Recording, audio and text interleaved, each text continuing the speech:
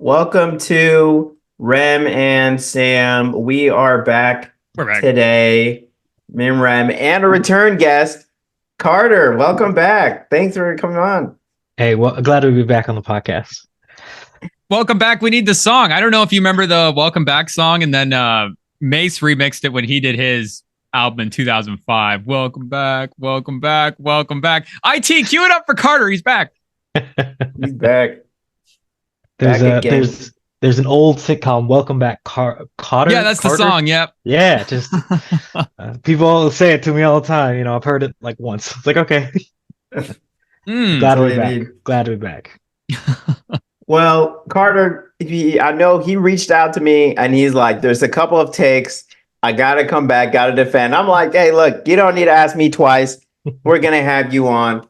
And, of course, I didn't make the rundown, but, we could get into, it might be the toughest team to talk about out of the bunch. But we can start off with what we usually go with at the end. FC Barcelona. Tough loss against PSG. Can you talk a little bit about the roller coaster ride of that second leg against PSG? First game, you guys are looking great. You shut down Mbappe, like great numbers. And yeah, I mean, what happened? What happened in the second game? Yeah, so I need to start my FC Barcelona takes and apologize to Yamal, who is unbelievable. Is this the generational guy? Yeah, I came on the podcast before and I was like, yeah, he's 16, but he's only like good. He's not incredible. And let me tell you, man, he's awesome. He's great. He is unbelievable. I undersold him before. I'd watched the games and I was just like, yeah, he's good, but he's not incredible. And recently he's been just untouchable. Is it Wembanyama levels of hype? I mean, I'm definitely there. I mean, he's like 17 years old now. I mean, Wemby's crazy. Different fields, but like he's like 17 and he just like runs the team. He's just like the best attacking player we have. Constantly makes chances. So consider this my apology for underselling how good he is. Now let me get to Barcelona and let me get to the sad part of the story.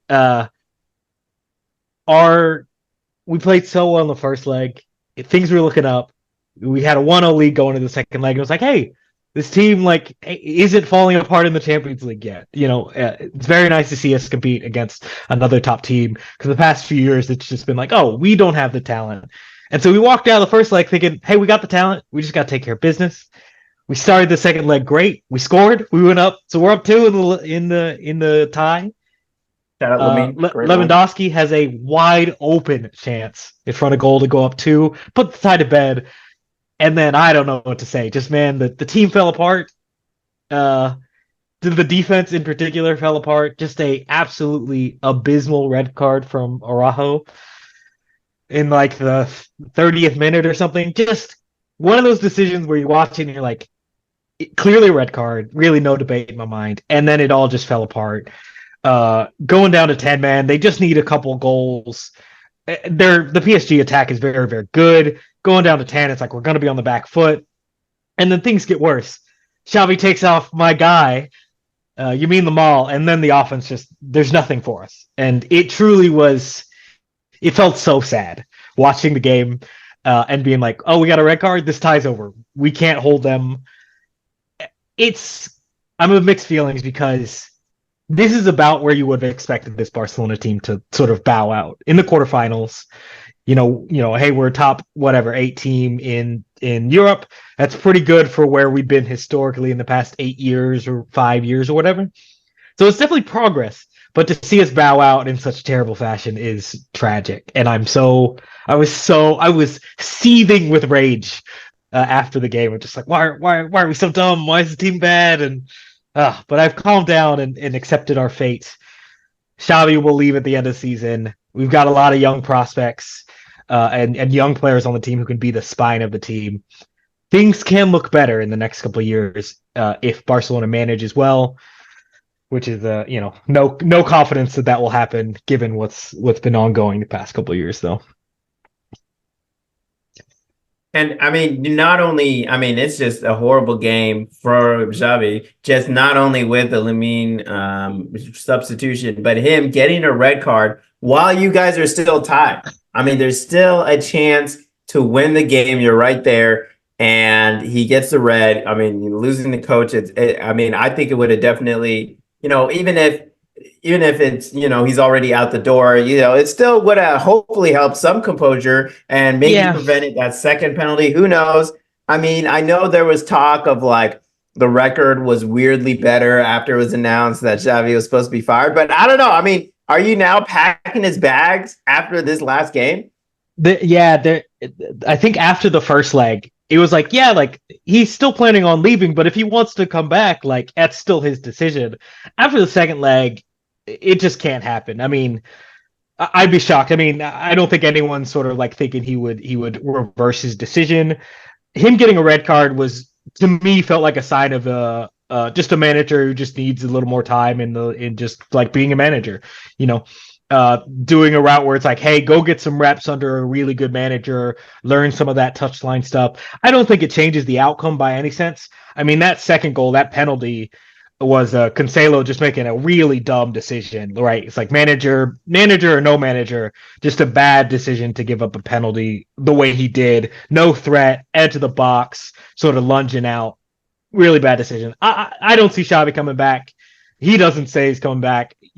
I would like to see this team hand over the keys to the young folks. Yamal, Pedri, Gavi, Kubarsi, who's a young center back who looks great. There's enough pieces there. You got some old players on the Barcelona team who are sort of using it as the sort of like stopping ground for the end.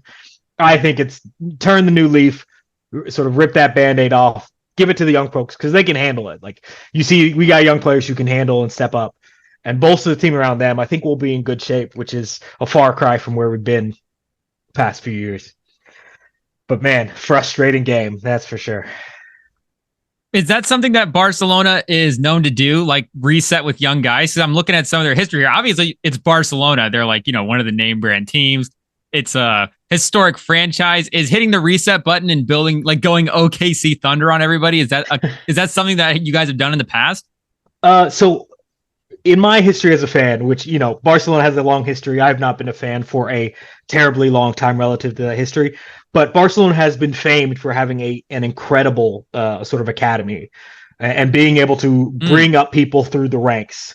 The sort of dream squad of Barcelona youth, Xavi himself, Iniesta, Messi, Piqué, Puyol, were all academy folk who came through the ranks. And even now you see folks come up through the academy. Yamal was an academy grad. Kubarsi was an academy person. Pedri was not, although he feels like one. Gavi definitely was. And so it is not uncommon for Barcelona to sort of refresh the staffers from the Barcelona B team, from La Masia graduates. But Barcelona also leans towards, it's a big name club. It has the history and the sort of like gravitas that there will always be players who are like, hey, I want to go to Barcelona. That's the spot for me. That like, I want to like stake my name sort of like in the blue and red of Barcelona. Now, Barcelona definitely doesn't have that same sort of star power hunting that Real Madrid does historically. Even now, you see the sort of rumor, Mbappe, Haaland, all sort of rumors for Real Madrid, Bellingham just recently. Real Madrid has much more like, we have no problem buying the best players and making them be awesome in the white shirt. Barcelona definitely has a little more, at least in the sort of, I'll say, past 15, 20 years, much more is leaning on sort of like the Barcelona way, the Barcelona system. We're more than a club. We're going to bring up folks through our academy because they know the Barcelona way. So not uncommon to do that. And I think now is a moment to lean in. Do you guys have Saudi money? Do you have like a big influx of infinite wealth just to sign all these guys? Right now, Barcelona is strapped for cash. And has, maybe you could use them. There's a long story there. One, I'm not familiar with all the details, but Barcelona is having to leverage its own sort of finances to sort of maintain and field a squad. A lot of poor management decisions involved with the sort of like president of the club before, and now we're sort of bearing the brunt of it. It's related to like ownership and TV rights, definitely in a very poor financial system. So we, unlike many other clubs, especially a lot of English clubs in particular, aren't in flux with just, some sovereign wealth fund of pick your country. So strapped for cash at the moment, that's affected the signings as well. This is why you pull in some of the older folks who perhaps past their prime. You can't keep them long. We're selling players or sending people on loan for wage relief, stuff like that. Stepping further back, that's why Messi sort of had to go to PSG when he wanted to stay at Barcelona. Just a lot of financial mismanagement at Barcelona the past decade. Bernie Madoff running Barcelona. Sometimes it truly does feel like that. At least the previous regime feel like selling off pieces. Yeah, and it was crazy at some point.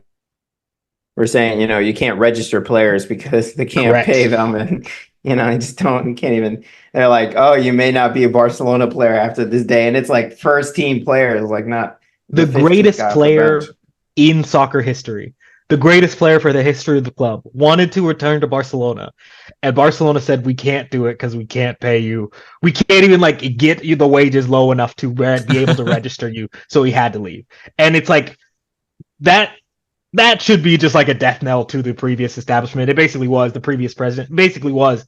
But it's just like when you recognize Barcelona's mismanagement, it's like, hey, the best player ever wanted to continue to play for your club in his prime, and you couldn't for financial reasons. That is just a miscarriage of justice. That's a yikes. So beyond this weekend's game, which is El Clasico, must watch one, even no matter what it is. Is there any? I mean, are you done with your Barcelona watching for this season? I mean, I know as a fan, you might have to keep track, but like in terms of actually caring about the games, I mean, considering that Real Madrid is up 8 points in the La Liga, and much done. Like playing to win a particular thing, effectively, yes. I'd be surprised to see Real Madrid drop a significant number of points in the last, handful of games here. From my perspective, the things I want to see in the last couple of games is like, what are the young players doing? How are they getting better? Which is weird, but that's part of the manager's leaving, so I'm not even looking necessarily for does the process of play look better? It's very much like, hey, this year, sort of stay in our second place, stay in Champions League, which was basically no risk of falling out. Stay in second, call it a year, sort of look to the future. Sad to say, the Champions League run was very nice but yeah, that's about it for the season. No more trophies to play for, nothing to fight for at this point. If the money is going to be an issue, but if the money is going to be an issue for the team right now, is it Lamine? Is that Yamin Lamal? Yamin Lamal. If he keeps, like you're saying, heads is on that trajectory of being a real dude, are you going to be able to pay these young guys? Do you actually try to develop them into winning talent? I think so. This is where I am outside of my pay grade to know all the ins and outs of the financial intricacies. But again, part of the hey, he grew up in Barcelona. He'll want to stay in Barcelona. And you just have to make the finances work. I'm not in the weeds to know enough about it. I'd be surprised to see him go. I'd be surprised for Barcelona to sort of be we need the financial flexibility, so we're going to get rid of him for cash relief or to have money.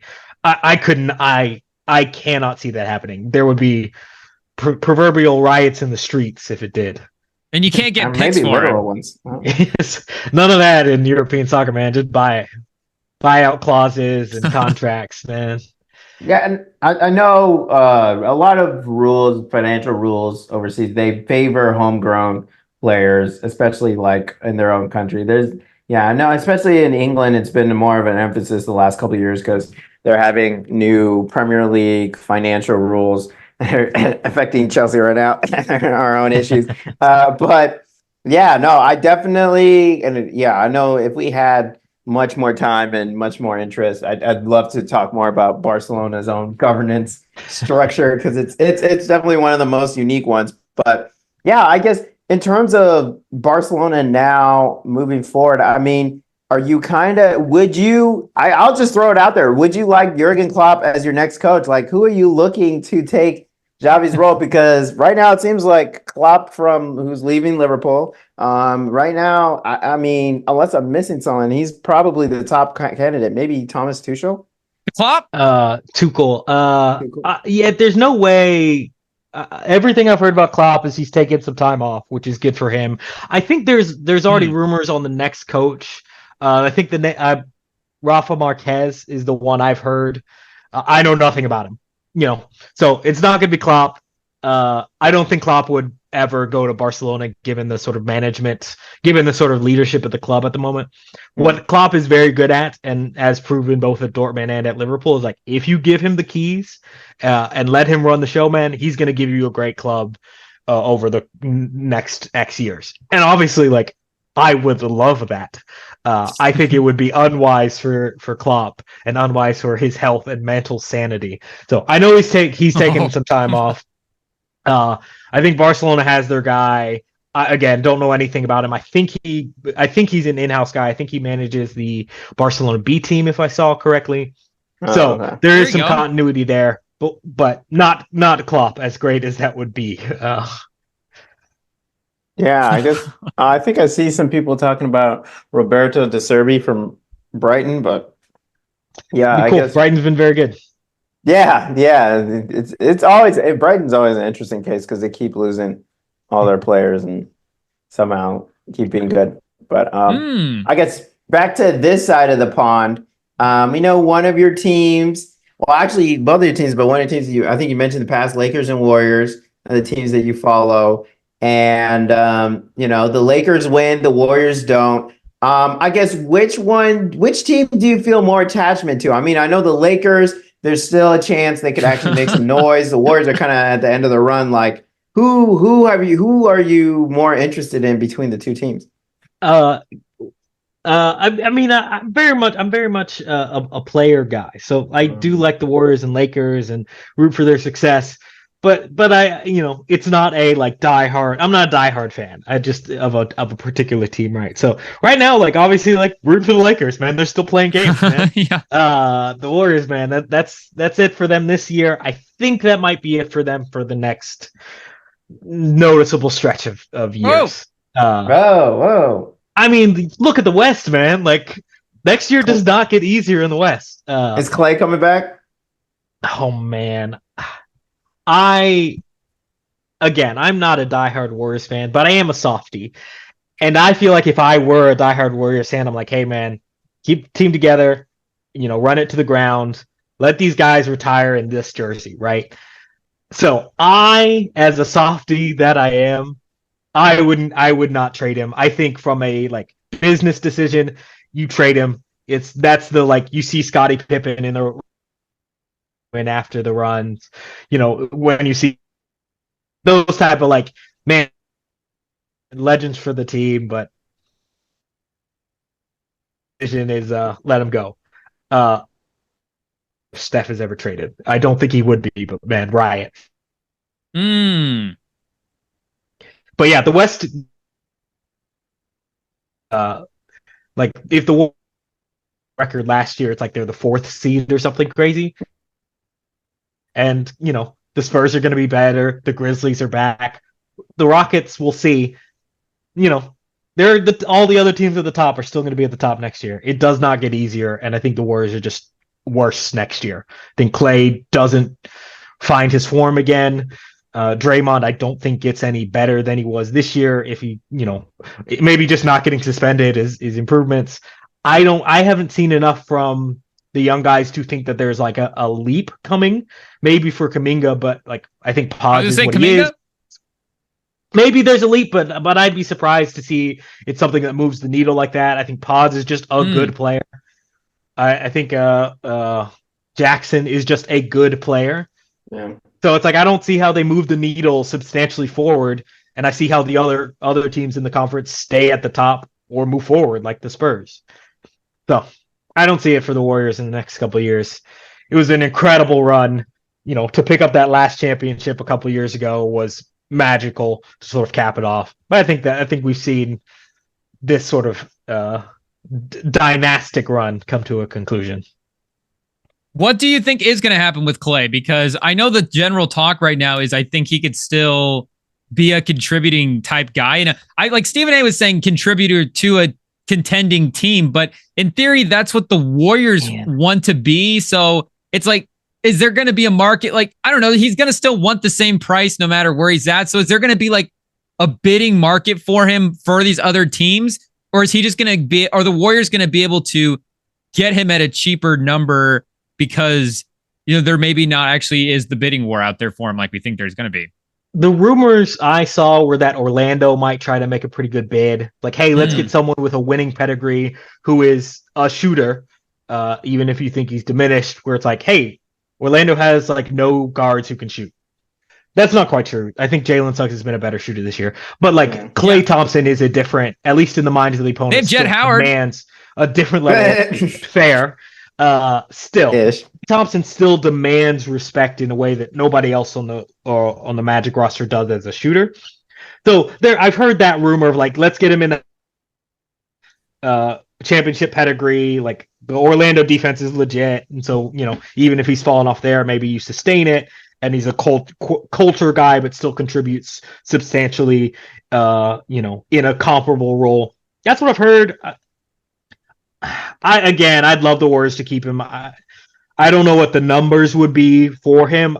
I also don't know, like, if I were another team, I don't think I'd try to bring him in-house. I think there's just better bets at better numbers or younger or sort of like, I think I would look, just objectively, I'd look for a different type of player than the sort of age and injury profile and his play the past season than I would look for Klay, especially for the numbers I suspect he would want to get. And this is no disrespect to Klay's game right now, but like, the thing with Klay was always with like the defensive thing and some of I know he never really had the ball handling aspect, but he was always like a little bit of a notch up above of like the Korver, JJ Redick, like type, just like run him off screen, shooter type guy. But if the defensive piece has been missing kind of like it has been, and now, again, the shot making has just been more erratic, it feels like you're getting more of a guy like that. So again, like Kyle Korver, great player, but if it's like you put Kyle Korver on the Magic, like that's like, that's good. But again, like what number are the Magic willing to give Klay to bring him in to do that? Are they going to give him $32 million a year? Yeah. Or are they going to give him like 25? And if he gets 25 from Orlando, it's like, well, I'm sure Golden State would do something comparable. And then at that point, it would just be return home to Golden State. So as a softie, I would love to see Klay, Steph, Draymond retire together in the Warriors jersey, man. Give him a 3-person statue, and then Steph gets an even bigger statue on the side himself. And let's see him only in those Warrior jerseys, man. I don't want to see Klay in a Magic jersey, Hey, we'll see. I mean, the Magic definitely could use some shooting, especially with Franz Wagner kind of taking a step back a little bit. And, not trying to throw Jet Howard under the bus, but in the 18 games he played, 28% from 3 on 1.4 attempts. I don't know where, hopefully it improves, get some more shots up in the G League. But I think that is one thing that I'm pretty sure, Carter, as a European soccer fan, that you could appreciate is that, here in the States, there's just an obsession to have the player stay and hang on to them until they're like bad. And then even if it drags down the team, and you look overseas in the top teams, like once you're not a great player, like they'll move on from you. Now they may give it 1 or 2 extra years than normal, but, or if it's a club legend, you got Messi, you got others, they try to hang on. But many of the good to really, really good players end up, going to lower leagues. They go to different countries, even go back to their childhood clubs. So, I mean, why can't we just do the same here? I mean, we see the Celtics, they understood the lesson, they traded out the 06 title team, have Tatum and Brown going to conference title teams back to back. I mean, do you have a reason for why it continues here? Because it's tough for me as an outside watcher to watch the Warriors just slowly sink into the bay. There's no, oh wow. I think Sam leaked the tape. There's no natural like place to sort of like retire gracefully and still like compete. I mean, soccer does it multiple ways. You do see people retire. My favorite player ever, Iniesta, sort of retired as an elder statesman of the Barcelona club, getting less minutes, sort of being the proverbial like 15th man off the bench, but still getting some good run in, maybe like a 10th man, Great metaphorically Japan speaking. career.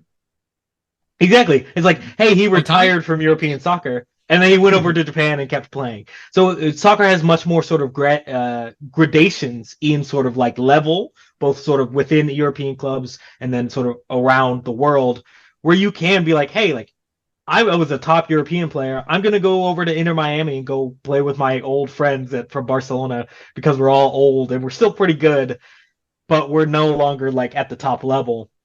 Basketball has nothing comparable. Like there, if you're done playing NBA basketball, but you're like, hey, I'm still pretty good, I want to compete.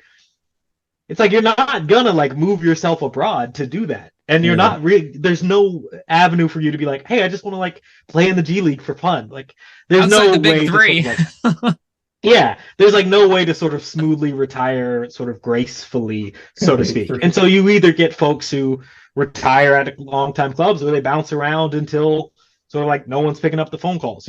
Carmelo Anthony, right? Bounces around, and then the calls start coming, right?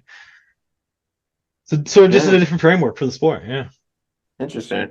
Yeah, no, I think that's a great point. And I mean, still, it makes me wonder. I mean, what I think will happen is definitely, I think Klay will get a deal, but I'd be very surprised if it wasn't 2 years to line up with Curry and Kerr. Because if you don't have either of those, or one, I mean, both of them together, I don't understand why you would keep Klay around. Draymond's deal is 1 year longer, but at that point, it's an expiring contract, much easier to trade.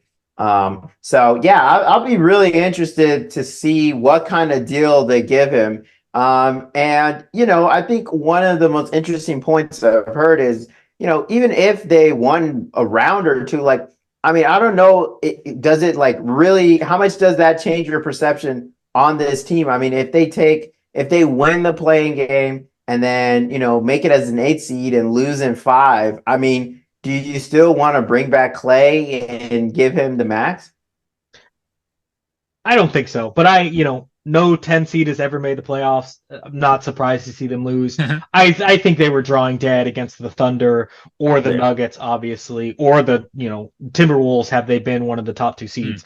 I just think I think the Warriors were drawn dead in the playoffs in a 7-game series against any of those other teams. So I think it makes you feel better to get to the playoffs, get a couple games at the Chase Center.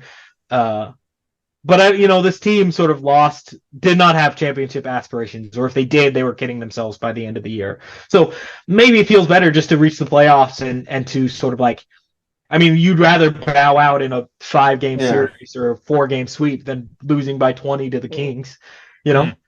That definitely feels better.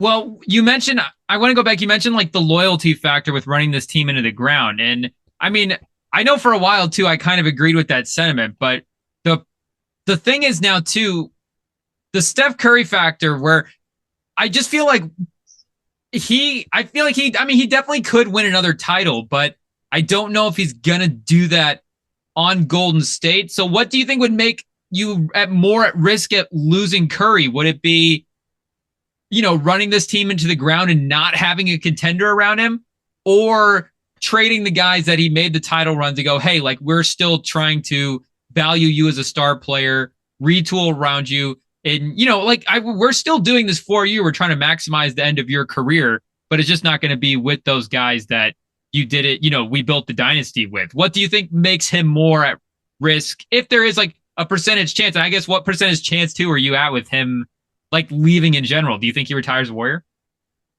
I think there's virtually no risk Steph Curry leaves the Warriors before he retires. I think part of the benefit of having 4 championship rings is that, like, hey, your legacy is secure. You're not trying to bounce around to sort of get one more ring or one more run. It's like, hey, you had this dynastic team, you could argue like greatest teams ever, assembled in that sort of like 73-9 team, and then the year after with Durant. Sort of like your legacy is secure. Now, obviously, like players don't get to be the best unless they are uber competitive. And so obviously there's a world where Steph says, hey, I still got the talents to be a number one guy on a championship team, which I think he does. But I think the team you build around him has to be better than it needed to be a few years ago. No shade to Steph. He's just, I don't think, as good as he was, 2 years ago, 3 years ago necessarily. But I think the risk is very low that he 97%. I mean, it's close. Yeah, he's still like top pick a number, top 10 player in the league on his day. He's in the range. There's nobody scarier when he's like on his game, basically. When he's just raining threes, it's just like, oh, that's it, we lose, So I think there's very low risk he leaves. Now, that sort of idea of like, okay, how do you retool? Like, do we get rid of these guys and try to bring in for another run, or do we keep these guys and sort of sail gracefully into the sunset? That's definitely like, you got to talk to Steph, man. Like, I'm sure he'll tell you what's in his head. Because like, you can't get rid of Klay Thompson unless Steph gives you the go ahead. You can't get rid of Draymond Green unless Steph says like, yeah, it's all right, let's bring in somebody new. Like, those aren't decisions that folks are going to make sort of outside of his direct input on. The thing that was different with Steph, though, at the end of the season was, I mean, I know the Warriors have had a little bit of up and down here the last couple of years, but it did seem like on the court he was actually getting frustrated a little bit, and it was like showing in his shot making, and that's not really something that he has had. I mean, obviously in Golden State they've been, record-winning regular season team. Like, he hasn't had a reason to, but that was the first time where, and that's kind of one of those things where, I mean, we're seeing it with Giannis a little bit too, where there's just like the body language stuff now, and the demeanor on the court seems to be a little off to the point where I don't know. Like, I don't remember where it was, but I feel like earlier this season I was like, the first little like percentage of like, I actually think Steph could leave the Warriors. And after watching this playoff series, I don't think it's at like 25%, but I do think it's grown a little bit after this, because if they're gonna run this team into the ground, like this is the best version that this team is gonna be, I think, for the next couple of years if they were to run this back. I don't think it gets better than this. I think that's right. My interpretation was flipped. This felt like the first time like Steph may be like, all right, we'll let Draymond go. Like, hey, this was the last run with this crew, but I'm not leaving. They're leaving. That was I can see that. Especially with Draymond in particular. Obviously the suspension you saw at the tail end of the year when Draymond got ejected, and just like you saw it on Steph's face, just like, we can't have this. And he said it in that game, like, man, we got to have him on the court. So my take on the end of the year, sort of seeing that emotion come out, was like, hey, this might be the last ride for like this crew.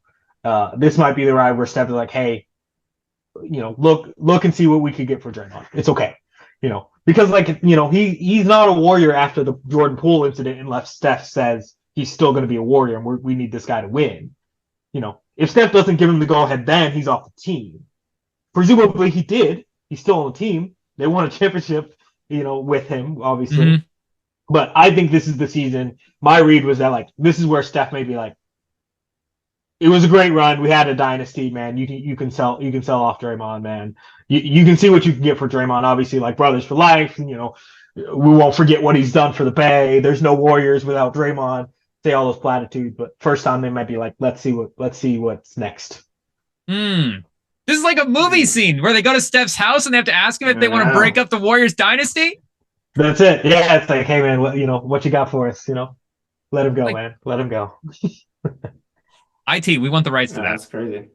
But it's just whether they can get enough. The question is whether they can get enough back for those guys to even get, something that could be a championship team. And like you mentioned, Carter, the West it's literally been more competitive than ever. I think this was the first year that we ever had like 6 or 7 teams with a winning record in the West. It was just dumb. And now, and with such emphasis on the playoffs and, people caring less and less about the regular season. The in-season tournament seemed to work, but we'll see how many years that lasts. It's just, it's win or bust. It's win or bust. Everything's about rings. And Curry could see the clock ticking, and I think this was the first year that we had a point guard in Shai Gilgeous-Alexander that I think the general public could agree is a better point guard than him, like straight up. Like, he definitely like night to night, who are you taking it at? I don't think And maybe Brunson? Yeah, maybe Brunson, but I think that's the first time ever like you could sit there as a reasonable NBA like fan, NBA analyst, and be like, there is a better guard, maybe more than Curry. So I don't know. I mean, we're definitely seeing like Curry slowly having to take a back role, having to, he can't take over every single game.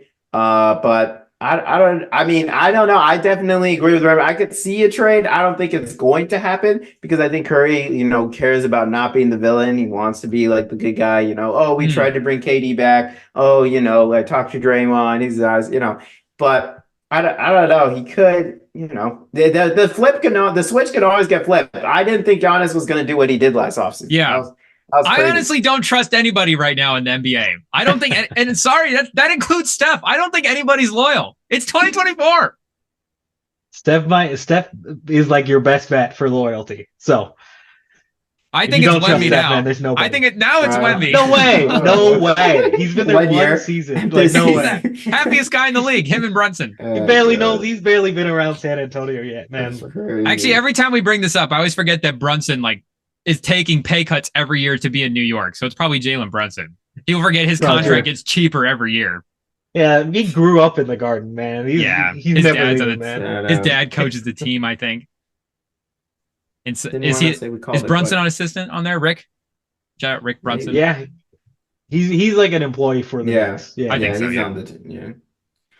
But I guess might as well talk about the team that you'll actually be watching in the Lakers. Were you in the camp at all? Because it always gets weird around close to playoff time where people are like, oh, maybe we should lose to get a better seed. Is there? I mean, I get why. I think there is a big difference between facing the Nuggets and Thunder. Yeah. I don't know. I mean, you're already answering the question.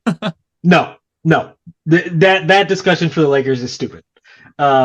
It's a win or go home game. Like, you cannot be like, hey, yeah, we're gonna lose this first game and then play a win or go home game. Especially when it's like you don't know if it's the Kings or the Warriors, and it's just like, you cannot put yourself in a situation where you don't make the playoffs. So it was a dumb discussion when it was happening of just like, hey, the Lakers are not good enough to just be like, yeah, we can just lose this game. So dumb discussion. To be fair, like, they're drawing dead against the Nuggets. Like, they 5 games tops. Like, if you told me it was a sweep, I wouldn't be surprised. Like last season, they're drawing dead against the Nuggets. The Nuggets are gonna like waltz through the West, in my opinion. I think they were drawing dead against the Thunder as well. Like, I think the series is closer. I wouldn't pick the Lakers against the Thunder either, even if they had lost. The Thunder are great. Like, this is like, we've watched the whole regular season. Like, you can say like playoffs are different, but like, the good teams are good in the regular season, right? Yeah. You don't see 8, 9, 10 seeds go out and win the championship unless you're like the zombie Heat who just make it to the finals or whatever. Mm-hmm. The Lakers did not have a chance against either of the top 2 teams in the West, in my opinion. I think they will lose to the Nuggets very quickly. I think it might be equally competitive to last year's sweep, and maybe they pick up a game or 2 and it's close, but I don't think the Nuggets are ever worried about that series. I don't think the Lakers are good enough. Well, speaking of the zombie Heat, they're up by 20 right now on the Bulls without Butler and without Terry Rozier. They don't even need their best player, and they're going to make the playoffs. Well, crazy. So I don't even know if this is impressive or not, because again, the Miami Heat are probably shouldn't be the 8th seed in general. But good timing for the podcast, that's for sure. They're going to take the next game should be much more interesting. So hopefully, no Zion, unfortunately, for the Pelicans. But tragic. If there is best game of the season, last game, and gets injured at the end of it. Yeah, 40 on top of Davis and LeBron. Do you think they win that game if he doesn't get hurt? No. Ooh, you don't think he was bringing him back? No. Wow. I have a lot of faith in LeBron. And, yeah. I think that couple extra days of rest really mattered. And no, I don't think the Lakers are losing that game. And they have also, like, dominated the Pelicans all season, like made them look like children, like all season long. And yeah, we were on that way. And yes, Zion put his Superman cape on and started playing awesome, and it was incredible, and it made the game interesting. But no, I don't think they would have been able to be clutch in the moments that mattered, like I trust the Lakers to be, especially against the Pelicans. I mean, I think they had the lead when he got hurt. Correct. And if we're talking about this team in clutch games, like that, you're saying that's what this is going to be against the Nuggets a little bit. And I think it is important to, like you're saying, remember the Nuggets are better than the Lakers in clutch games. Like that's the difference between the Nuggets and the Pelicans. But if there is a silver lining to playing the, go ahead. I was going to say, if there is a silver lining to playing the Nuggets at this point in the playoffs, is it like, do you want to catch them early? Because if you're going to win the title, you're going to have to play good teams at some point. You're probably going to have to run into this team. And again, those games were really close. I mean, like a couple of points every game. And a lot of the problem was in the fourth quarter. I mean, go look at the LeBron numbers in the fourth quarter. He was kind of tired at the end of these games. So do you actually kind of want, if you're going to have to play the Nuggets at some point in the playoffs, do you actually kind of want to play them in the first round when at least you're, for a playoff run at your peak freshness? You're just going to play the best team, get them out of the way first, and then just try to, go from there. But is there at least some silver lining to playing them early? No, because you're going to lose. You're just going to lose. Every time I watch the Nuggets, and this is especially true, this has been true basically all season, but it's especially true against the good teams. And you saw them take care of business at the Timberwolves, and we thought clinch the 1 seed and then lose to the Spurs for reasons that are unclear to me. At the end of games, the Nuggets, that's it. At the end of games, the Nuggets only get good shots. They just have a cheat code of a player who is just like, oh, last 6 minutes of a game, cool. We're going to take no more bad shots. In every possession, we're going to get like a wide open 3, a layup at the rim. Murray's going to make some crazy tough shot. Jokic can just bully anyone in the post. The Nuggets don't make mistakes at the end of the game. And so they're incredibly clutch. And whether it's the start of the playoffs or the end of the playoffs, if the game is close, there's no one I trust more than the Nuggets to just like, oh, hey, like they got 9 points on the last 4 possessions or something crazy. Yeah. Whereas every other team, especially in the West, even the Lakers, it's just like they do not have the consistency to just play that well all the time. That part of that is like, obviously the Nuggets have the best player in the league. But it's also like, hey, they've been there, done it before with this exact same core. They're all on the same page. Their defense is great. That 2-man game between Murray and Jokic is unstoppable. They don't get bad shots. And so if the game's close, I'm taking those 2 guys. I'm taking that team up against basically everyone. Talk to me when they get to the finals against the Celtics, and then I'll pick again. That's funny. Looking at the Heat right now, Hero trying to have a redemption game. 24 points. He's after. I don't know. There's some crazy stories going up about his game, but yeah, I think the Nuggets. I mean, the interesting thing about the Nuggets is that they're kind of like one injury away, though. Like they don't, for a team that they do have Peyton Watson, a solid player, Christian Braun on the bench, but not having Bruce Brown this year definitely hurts. Also, Jeff Green was a really solid rotation minutes veteran from last year. And to now have to rely on the young guys completely, aside from your top 5, hopefully they stay healthy. But, I mean, so far they seem 100% healthy, and it's the Lakers who actually seem to have a little bit of injuries.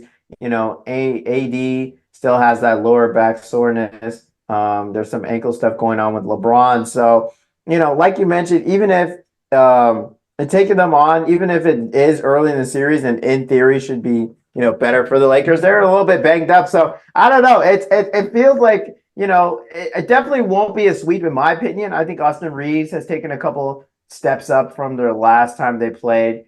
I think, their team has figured out a little bit more of who they are. I think, Hachimura and D'Angelo Russell having more time, being in this system. I think they were mentioning like, this is one of the first times they've had like a solid roster like this in a while. It might be a little different. Who knows? It's LeBron. It's AD. It's the playoffs. I mean, we gotta give him a chance. I don't know. And they haven't played the Nuggets with this version of the team either, because you think just like all the turnover the Lakers go through from trade deadline to offseason to trade deadline. No, they didn't, because now they have who's the point guard that they just got? Dinwiddie? They've got Dinwiddie, who was like missing, was like 30% from three when he first got there and they played the Nuggets. And then since that game, he's been 40%. So he's playing a little bit better. So now you're saying D'Angelo Russell is actually playing well, and no Bruce Brown for the Nuggets was big for him last year, because one of the things he did was he kind of took D'Angelo Russell out of the series. So you get D'Angelo Russell back potentially. Like you said, Austin Reeves is a year better. You get, Jackson Hayes, Taurean Prince is in the Dennis Schroeder spot. So instead of, having another guard, you at least have some size to put out there with LeBron pause. So there is this is like a little bit of a different version of the team that has played the Nuggets, even though they've lost him the last 7 times. No, the Lakers can't be the Nuggets. I don't know what to tell you guys, man. I want the Lakers to win, man. If you told me the Lakers could make a miracle run and win the championship, I'm so happy about it. The Lakers can't beat the Nuggets. Like I don't know. I'm not making wild predictions or say I'll do anything dumb, but the Lakers can't beat the Nuggets. Jokic is the best player on the floor. It's just not happening, guys. I appreciate the enthusiasm, but I don't see it in any scenario. I think the Nuggets beat the Lakers like 85% of the time, maybe 90. I think they're just drawing dead. What is the most discouraging matchup part for the Nuggets? You were mentioning the two, obviously Jokic and Murray. Is it the fact that you haven't been able to stop Jokic despite the fact that you have Anthony Davis, who should be the guy that could be able to stop Jokic? Or is it the fact that you actually don't, but despite the guys that we were mentioning, don't really actually have anybody to throw at Murray as well? There is no defensive strategy that stops the Nuggets. Flat out, especially Jokic. Flat out, nobody can do it. You put AD on him, he'll just destroy you with passing, or he'll bully Anthony Davis. You take Anthony Davis off of him, they'll do exactly what they did last year. They'll run that 2-man game with somebody else, make you switch, make you make decisions all the time. They'll have Aaron Gordon roaming the baseline to get dunks or sneak in, whatever. There is just flat out. There's no defense that stops that team. And so you turn around and be like, okay, well, if we can't stop it, we at least have to have a competent enough offense to let our defense try to pick and get at the margins and decrease their efficiency at the margins, and then our offense has to be really good. And the Lakers' offense has not been really good, especially in the half court. And the Nuggets, when they ramp it up, as you've seen them do in key games in the season, to sort of statement games in the season and in the playoffs, their defense is really good. Even with Jokic, who, the stereotype, not a good defender, man, active hands, super smart, knows what they're doing. They rotate really well. And if your offense is not elite, which the Lakers' offense is definitely not elite, and then defensively, there's nothing you could do, I just don't see it. I just don't see how they put up enough points to win a game against the team that only takes good shots down the stretch. So matchup-wise, it really is like Jokic is a cheat code on offense. He's one of the best offensive players we've ever seen, because there is nothing you can even do to really slow him down. Can't play him single coverage, can't double him, can't switch on the pick and roll. He's mapped the court better than basically anyone I've seen, barring LeBron, basically. It's just, he's too good. They're too good. No, I mean, he's probably the greatest offensive player of all time. But, I mean, putting that aside, what if you put LeBron on Jokic and then Davis on Gordon? Because I'm sitting here trying to think about how they could, like you're saying, it's an unstoppable team, how you could actually do it, because the Timberwolves have tried doing that with the Gobert-Towns combination, where they put Gobert off the ball so he's down by the rim, and he tries to, can you sit Davis down by the rim? I think they tried that last year at the tail end of the series. They did Hachimura on Jokic, and then for a good period of time, they did Hachimura. LeBron, and then they did LeBron on Jokic as well in a similar strategy. And part of it is just Jokic can still dominate that matchup in the post. It's harder because LeBron is bigger and smarter, but Jokic can still make that work one-on-one, but you're still always playing into a problem with that 2-man game, because your guard defenders are not good enough to sort of navigate that 2-man game, and then that 3-man game when you pull in KCP to sort of add a sort of third man into the Nuggets game, you just make the defense make too many decisions, and they got to make it right every time, because even if they're a step behind, the Nuggets make the right decision every time. Going back to like last season's game, you saw them run that sort of 3-man game. It's like one possession, there's a wide open three. Next possession, there's a missed switch, and so it's a layup at the rim. Next possession, it's like, oh, there's a slip, and then it's like, oh, there's a dunk to Aaron Gordon at the end of it. The Nuggets just have too many wrinkles, and they've been playing together too long, where your defense has to be nearly perfect to even like slow them down from getting good shots. And yeah, the Nuggets sometimes miss good shots and lose games. Like, they're not infallible, but they take good shots all the time when it matters most. So I think they have some strategies. I think the Lakers defense is legit. I think AD is, a top 3 defender in the league behind, Gobert, Wemby, probably AD. And so like their defense is legit. I truly just don't think the combination of where their defense is at, plus how poor their offense has been relative to the league, I think they're drawn dead. But again, I thought they'd lose to the Thunder as well. The Lakers, again, being 8, 9, 10 seeds don't win championships. You got to be good in the regular season to actually win a championship, and the Lakers just weren't there. I don't know. Your team had a winning record against the Thunder in the playoffs. Yeah. I don't see it. Or in the regular season, sorry. Yeah, I think they would have lost to the Thunder as well. I think the Thunder are really good. I think the Lakers would have competed better against the Thunder, for sure. But part of being a good team is that you're good all the time. Especially, and once you start getting to the playoffs, and it's like, hey, can you be good like for 7 games? At no point do the Lakers like really give you the chance. Like, can you be good 7 times against a good team in a row? It's like, hey man, you're the like 8 seed. Like, by definition, the answer is no. It's like, hey, the Thunder are just good all the time. They're gonna play good all the time, and they're gonna be off nights for the Lakers. So maybe it's definitely closer because like I think the Nuggets walk through the West, but we'll never know now. How sad. Yeah, that is tough, see, they should. This is why they should have lost to the Pelicans, man. Yeah. Oh my goodness. But I think that is, that's one of the things that is kind of weird with the NBA is that with the seeding, I mean, yes, it is like it does matter that, one's a 1 and one's 8 because of home games.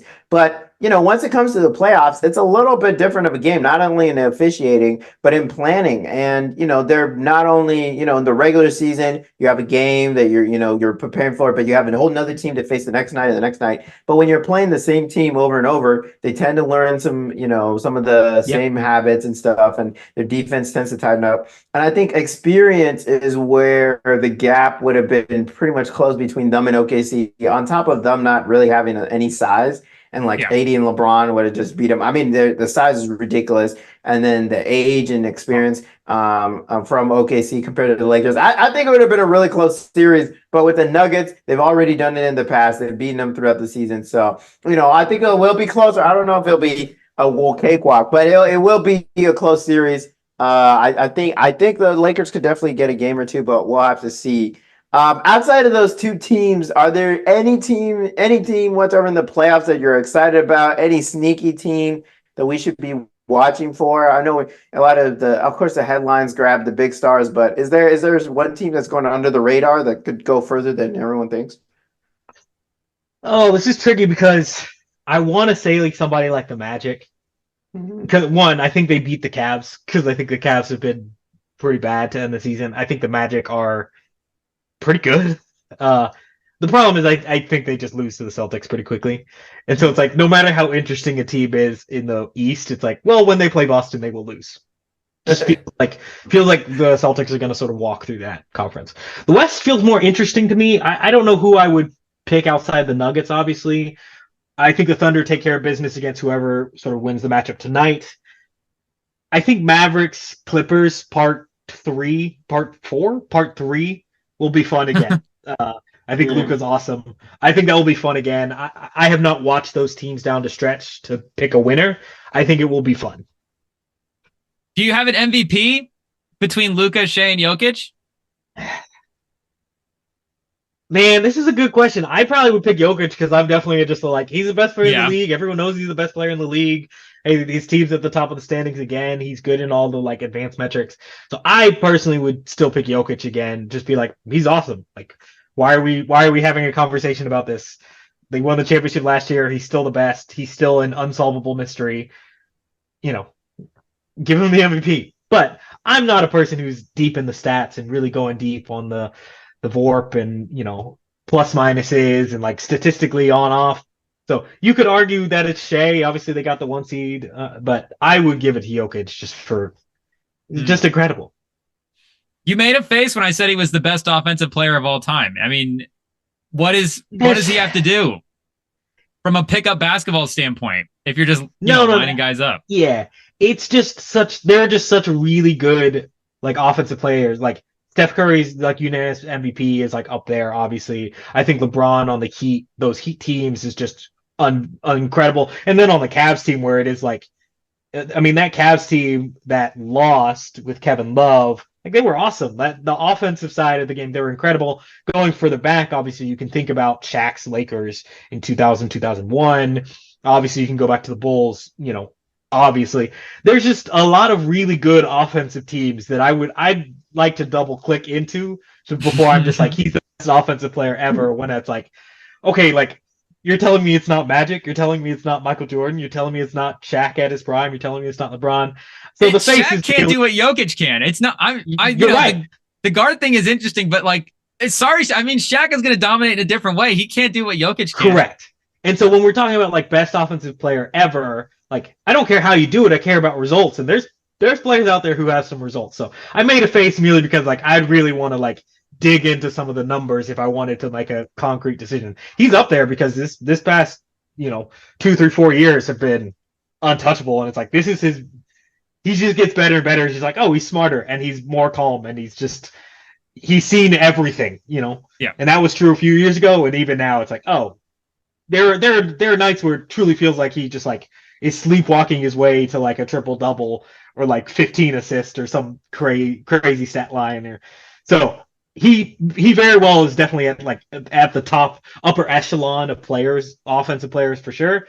I'm just not ready to crown him as number one without a more in-depth, regard for those who have come before. I'm just saying, like, fantasy basketball, you have guys on the court, pick up, like just doing an all-time pickup game, and you need a guy all-time off. Like, in their prime, I may not pick him, right? In his prime, I just may not pick him. Like, if you're just telling me, like, hey, like, right now, make a decision between Jokic in his prime and LeBron in his prime, offensively only, or Steph Curry in his prime offensively, it's like, yeah, I'm not just going to go for Jokic because those other guys are awesome. And I think he's obviously like the best offensive player of the past 5 years for sure. Probably best off. It's like once you get to Steph's unanimous MVP, that's the like most recent one where I'm like, hold on 1 second. That guy the numbers on that season are crazy. So that's all. That was the face. Not that it's wrong. It's just that I'd want to look in a little more. I mean, okay, check me if this is a crazy statement, but is there anything that Steph can do that Jokic can't? Yes. Like the gravity on the pull-up threes, especially in his prime, where it's like relative to the league. Yeah, it like the offense, like good offense is still relative to the league. And so that unanimous MVP season relative to the league is like off the charts good. And so like, yeah, you're telling me like now versus then, but like relative to the league, that offensive season was stupid. The way he could just like pull up from anywhere, his efficiency was off the charts. Yeah. But Jokic can't. The thing is, like, Jokic can do that. It's just he doesn't, it's not a part of his game like it is with Steph. But I mean, go back to that playoff game last year where he just sinks that 3 over Davis. But that's Jokic. He can hit a shot from anywhere. Yes. So I mean, I am not disagreeing with you that he's an incredible offensive player. My only qualm is that like, obviously offensive is like relative to like the league. And when you're talking about best offensive players relative to like their league and that the season that they played, I'm just not sure he's at the tippy top. We're splitting hairs of greatness, which is hard to do without actually like looking and digging into like, okay, what was Steph doing? Was he at 43% or was he at 45%? What was his catch and shoot numbers? What was his on-off numbers, relative to everyone else? So there's Thinking Basketball has a great great series on YouTube about like peaks, and I think he's done offensive peaks in particular as well. So big shout out to those guys. I'm sure. Who's his number one? I think he had Jordan at the top of like. Crazy. Yeah. I think LeBron. Those playoff numbers are stupid. Yeah, like they're crazy. So now, obviously, he may reevaluate Jokic, especially if they win another championship. Obviously, racking up MVPs, racking up sort of all NBAs, all-star appearances, best player in the league for how many years running now. You keep moving up the charts. But and it's early. I love that dude. It's like a couple of years. It would like a couple of years ago with Mahomes, where you're just watching him and going, okay, this actually is the best quarterback that's ever played, but he hasn't done all the things yet to be in that conversation and have that. Like Jokic is kind of in that where it's like, okay, he kind of is the best offensive player of all time. He doesn't have 6, like MJ has 6 rings. So it's like, okay, MJ is still the GOAT. LeBron is still going to be up there. Offenses are better than they were a few years ago. So all of this is like shaded by the fact of teams are better. Like offensive teams are better this year than they've ever been. And so it's like, he's the best offensive player, but we don't make decisions about greatness relative to all time.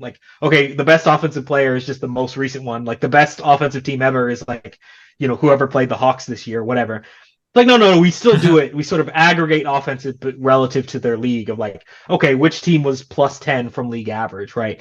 That's how you sort of adjust for era. If you're not adjusting for error, it's unassailable. He's the best. He generates the best offenses in league history, so to speak. But relative to the era, other players are definitely in contention for that.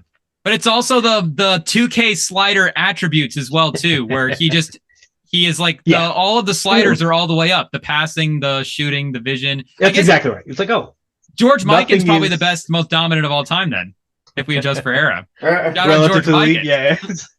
I'm sure he's listening. I don't think he's still alive. Well, he's listening from, yes. from the beyond. I think do they get Rem and Sam in heaven? I don't know. We get Spotify up there? Yeah, Spotify in heaven. Not Apple. I guess George Mikan alive. He died in 2005. 2005, RIP. RIP, the great George Mikan. No, Jerry West. He put up some points. Oh, yeah, for sure. Some finals. Finals MVP while losing? Yeah. While losing. Last one ever, yeah. Yeah. No, I definitely, it is one of those questions that is tough every year is, are these offenses that great or is it just relative to the league? I mean, I think last year we saw the Kings broke the record for the most efficient offense ever. And the year before that, it was the Mavs who broke it. And it's there's no way these are the best offenses of all time, 2017 Warriors happening. So it's just crazy, that I think that's a similar thing for Jokic. But yeah, I mean, if he goes out and gets another ring, gets his third MVP, second finals MVP, I mean, where do we start putting Jokic in our all-time list? I mean, this is definitely it's been a very dominant run, not a super long run, but it's very, very dominant in terms of just him, number one player, and it's inarguable, and he's just solving whatever he wants. And it doesn't really look like there's anything that's slowing it down. I mean, it's one of those, it's always interesting when people are oh, this is the best player. It's well, is he the best player or is his teammates actually healthy? Jokic has been pretty good. It's just his teammates been injured. So now his teammates been healthy for a while. So, I mean, where do we start? I guess, where do we start putting, where do you have him, Carter, in terms of your top all-time players? If you had to, guesstimate or, do a rough list, especially if he goes out and wins not only a finals MVP and another ring, but an MVP as well. I'll flip the question on you. Oh, okay. When does he pass Steph Curry? If he wins, if he gets a third MVP and wins the championship this season, does he pass Steph Curry in the all-time rankings? The answer is probably no, right? Is it? I'm not good at lists, especially while people are playing. I don't have a live tracker in my head, right? But let's see. Who has 3 MVPs? Bird has 3 MVPs. Magic has 3 MVPs. Karl Malone has 3 MVPs. Is that Moses Malone? No, Karl. Yeah, he played long enough. No, that's Moses. That's Moses Malone. I was no way. Karl Malone has 3 MVPs. Oh, Karl didn't sneak 3 in there. I would have believed. No way. I would have believed him. He played at the same time as MJ. Regular season though, the voter fatigue. That's true. You did play. Let's see. So Bird has 3. He played for forever. Played before and after MJ. Bird has 3. Magic has 3. Moses Malone has 3. That's it. LeBron has 4. Yeah. Wilt has 4. Jordan and Russell have 5. Kareem has 6. So it is premature to talk to me about Magic or Bird at this moment. Yeah. It's premature to like bring him up at the top 10, but 3 MVPs in 4 years? A couple championships, like unanimous, like best player of the past however long, best offensive player of however long. Those type of stats, move you up the rankings pretty quickly. I don't know where it would happen, but at the end of the season, it may easily be like top 20, if not top 15. And then you're, at some point you're just on hollowed ground, and like people who think about this way more than me really need to like dig in and be like, okay, here are the numbers, Yeah. Start thinking about where he's at, because it's just, we're starting just seeing how consistently great he's been over the last couple of years. We just take it for granted. And, we've seen a lot of players in the last couple of years, maybe not as much with the Warriors, but with LeBron kind of beat their own drum, kind of talk how great they are, MJ, all the great guys. And Jokic, he doesn't even want to be here, honestly, half the time. Obviously there's some level of basketball that he loves. He loves playing the game, but, he's definitely very invested in his horse racing. And, he kind of has, maybe even a more severe version of what, Tim Duncan had, quiet character, really good teammate, just day in and day out, making the right play all the time. And I think it's definitely going to be interesting to see, how people have him in history, because I highly doubt he's not going to be a media guy. He's not going to be, out there. So, he'll kind of slowly fall down the rankings because, people will just not think about him. But if he continues winning these MVPs, it's going to be interesting to see where he's at, because I don't know. I don't think he definitely hasn't passed Curry. And he needs to win a little bit more than that, but it's crazy that we're even having this conversation. Yeah, and the thing with Curry too is Curry has the actual influence on the game element as well too. Which again, if we're talking legacies, which is different than like the 2K slider offensive attribute stuff, we're actually talking legacies now. All that stuff comes into play, and like Curry has all that stuff to the point where do you still have what's the Curry Magic thing? Do you like at this point now for greatest point guard of all time? It's magic. It's magic. Like I appreciate Steph. It's magic. Magic's awesome. Magic is like, let's see, 9 finals in 12 years. Yeah, Magic is probably 5th, 5th, somewhere in that 6th, 5th, 4th, somewhere in that range. It's Magic. I appreciate Steph. I think Steph is incredible, obviously, but Magic is the best point guard of all time, and then it's Steph. Yeah. I think Steph's really closed it though the last couple of years. Yeah, like you can. It now feels like a conversation you could have, whereas like before it was like what are we doing? Like Magic has 5 championships. Like walked into the league like a top 2 player, whatever. So it's still Magic.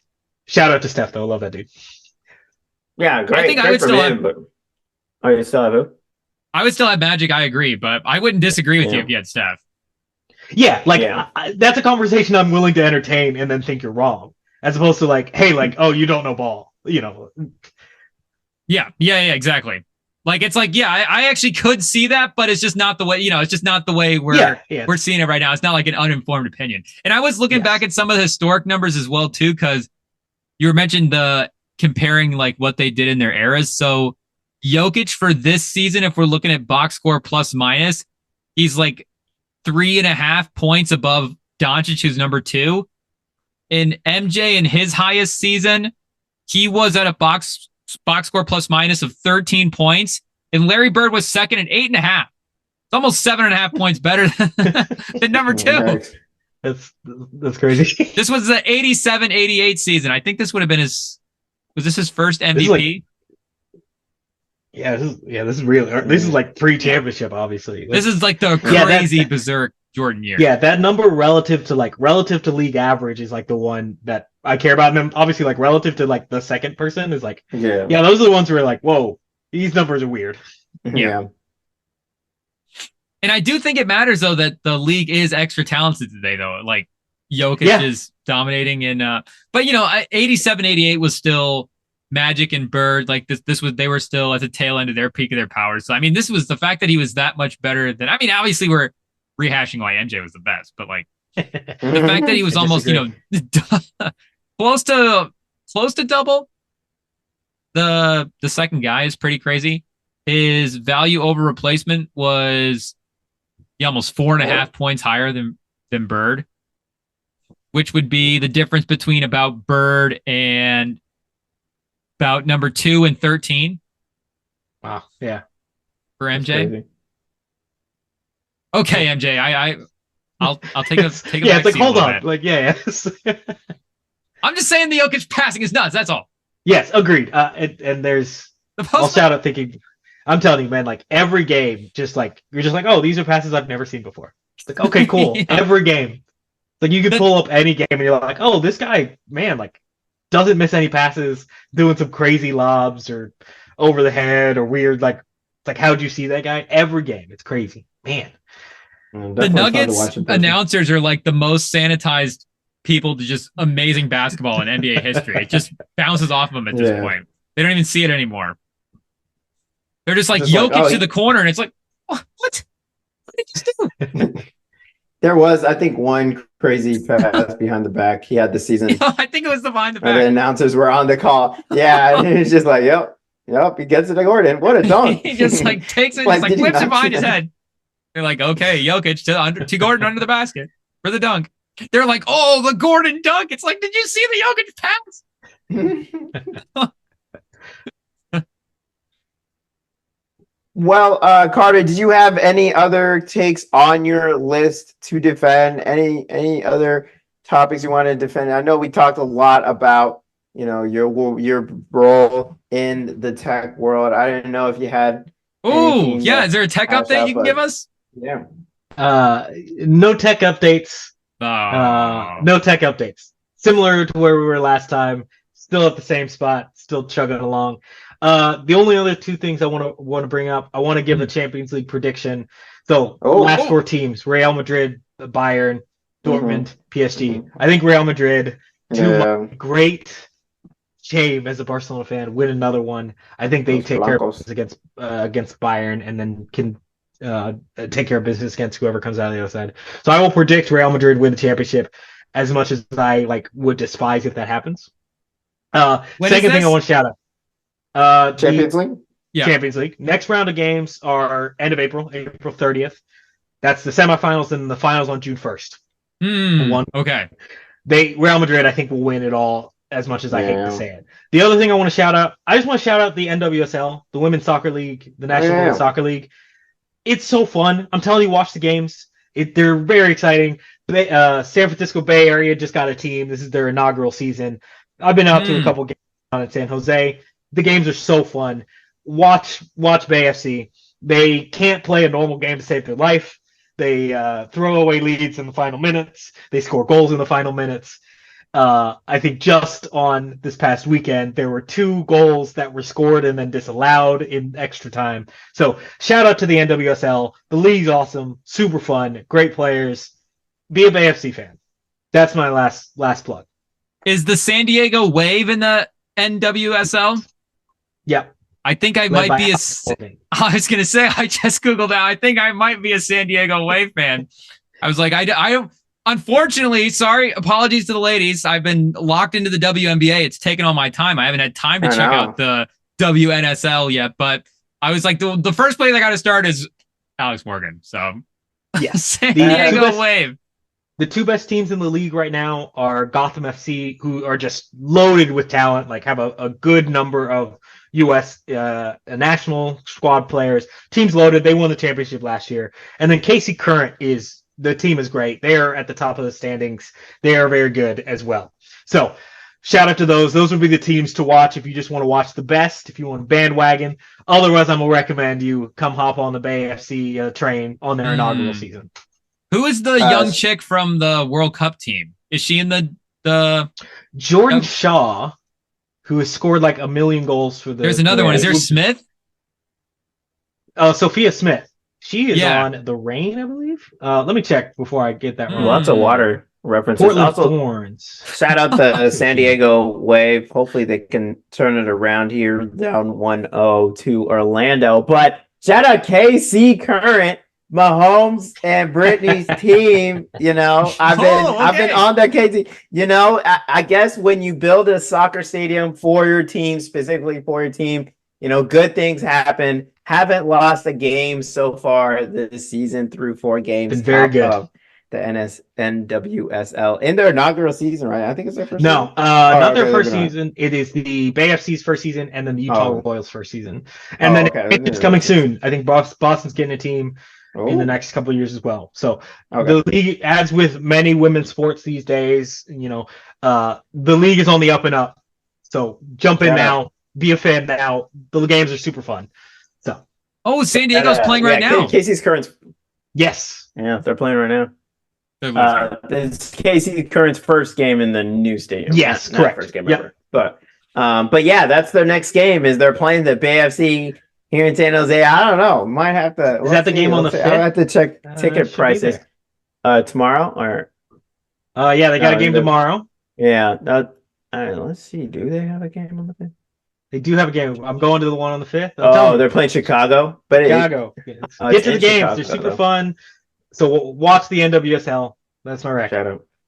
The San Diego Wave does have a pretty sick logo too. I'm kind of into it. If there's any of the WNBA teams that want to flirt with us and try to get us interested in, you know, picking us as your favorite team, you know, we're open for business. God. I'll just send a jersey and I'm in. That's all I'm asking for. Just an Alex Morgan jersey. You better get canceled like that reporter talking to Caitlin Clark. No. I'm gonna send them $70 and they're gonna send us the jersey. That's what I thought. That's what I meant. Yeah. Obviously, I thought that was implied that we would send them the money. Did I leave that out? But thank you, Carter, for joining the pod. It's been a pleasure. You know, anytime you want to come in here, the door is open. And yeah, you know, I know it's tough luck with Barcelona, but we'll see. We believe in the Lakers. I don't know. I do. I think they're going to steal a game or two. It's going to be interesting. The Nuggets better.